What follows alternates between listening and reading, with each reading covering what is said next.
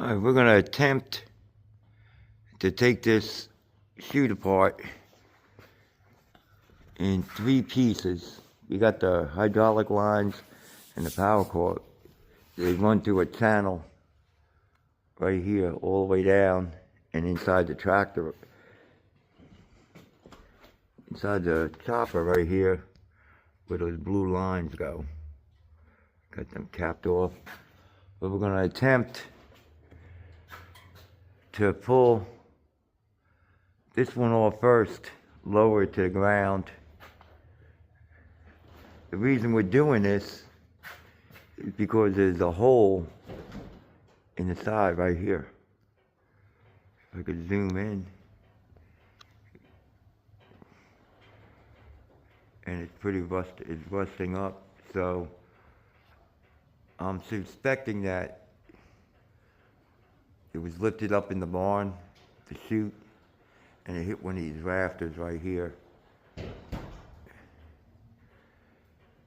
So that would be a reason for replacing. So we're going to take it off in 2 pieces. We're going to take this piece off first right here, lower that to the ground, and then we're going to take this piece off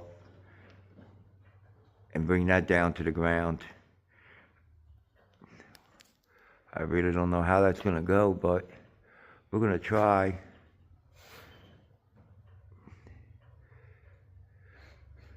We got the starter in this morning, and if anybody had to ever get a replacement starter, at first when we put it in, nothing would happen. So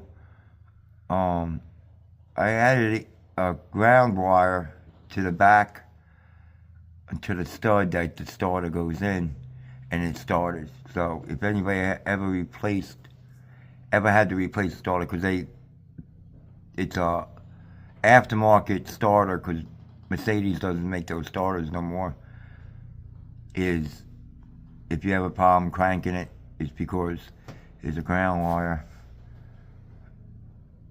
I added this ground wire right here.